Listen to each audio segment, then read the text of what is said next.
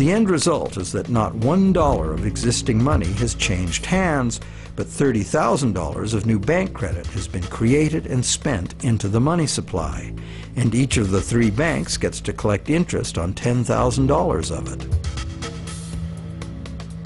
Is creation of this brand new $30,000 really an act of fraud, like counterfeiting? The obvious difference is that the banking system is legal, regulated by government and disciplined by the courts to follow the rules of accounting.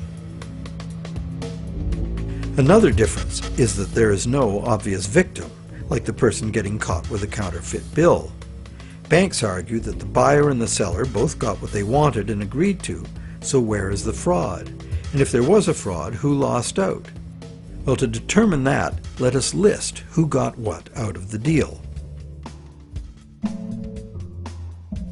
The borrower got the item he desired on terms he willingly agreed to.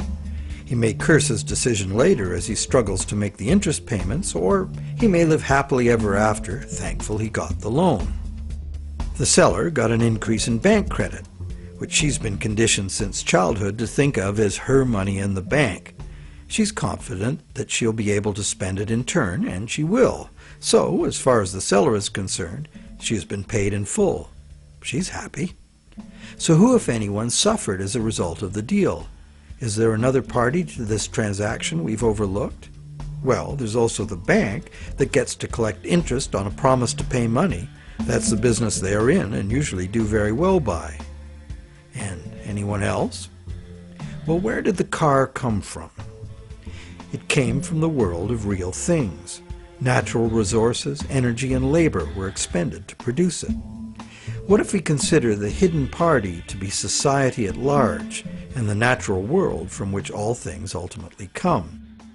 Because the brand new bank credit money didn't just sit there, it got spent into the general circulation in the real world.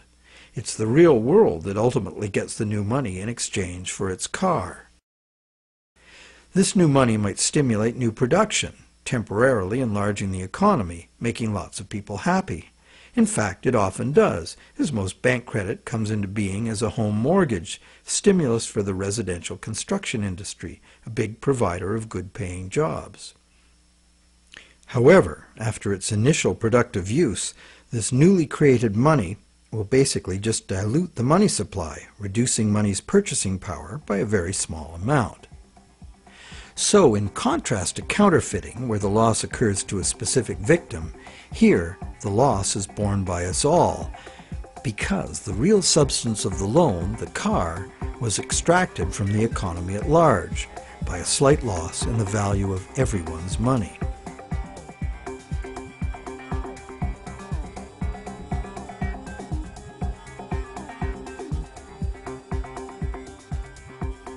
To continue our comparison of bank credit with counterfeiting, counterfeit cash eventually gets detected and removed from circulation, causing a direct loss to whoever accepted it.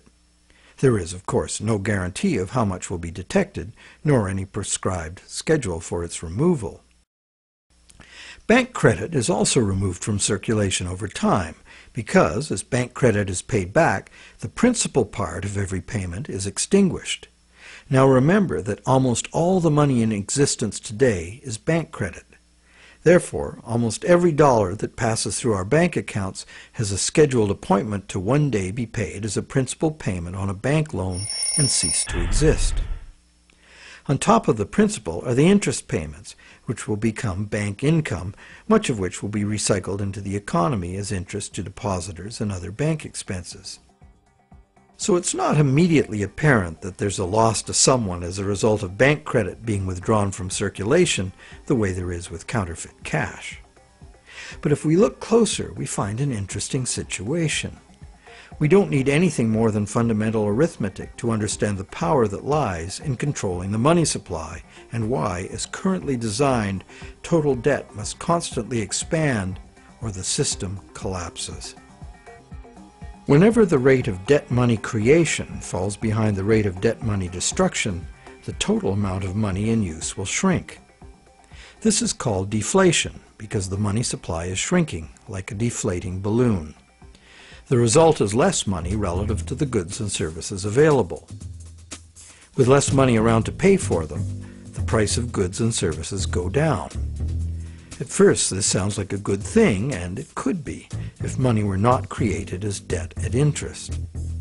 For anyone not in debt, deflation would be like a general dividend on money, paid in goods and services of our choice.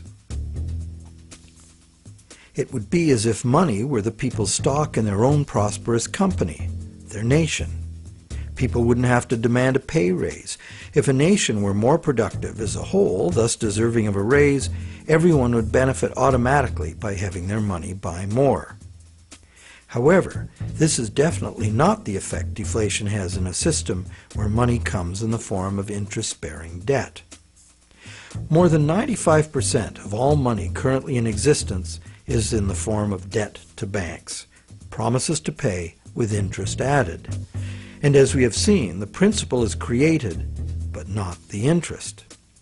Due to the time delay between money's creation and its repayment, and the recycling of interest earnings as bank operating expenses, most of us can keep up our payments while the money supply is increasing.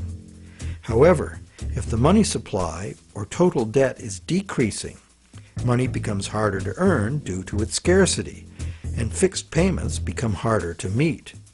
For those heavily in debt, the money shortage can become catastrophic.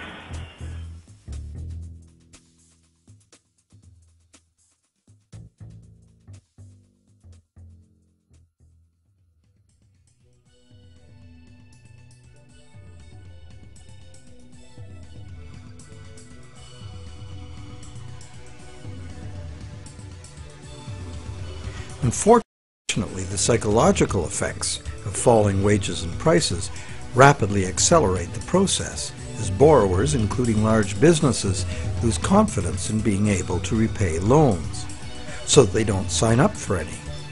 And without new loans to replace old loans, the money shortage rapidly gets worse, resulting in a decrease in jobs and purchasing power, even in the midst of abundant resources and productive capacity. This dismal spiraling math makes mass foreclosures inevitable. Prices plummet as no one wants to spend their money. Shrinking values destroy the value of loan collateral, causing banks to write off huge losses. Some even close their doors. Consumer and business confidence is lost. Rampant economic and social dysfunction follows.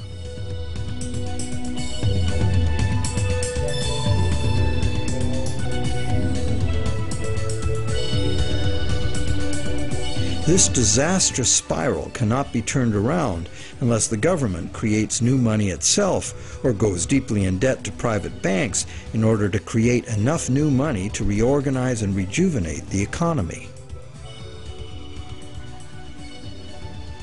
The most familiar example of this is the stock market crash of 1929. The psychological fallout of the stock market collapse resulted in less borrowing and thus less new money. The Federal Reserve did nothing to correct the resultant deflation, and by 1932 the money supply had been reduced by a third. Countless people were evicted from their homes because the money to make their mortgage payments simply ceased to exist. Then, in 1932, Franklin Roosevelt became the U.S. President. Roosevelt's New Deal set out to restore the economy by restoring the money supply. To counter the money shortage, Roosevelt borrowed from the private banking system.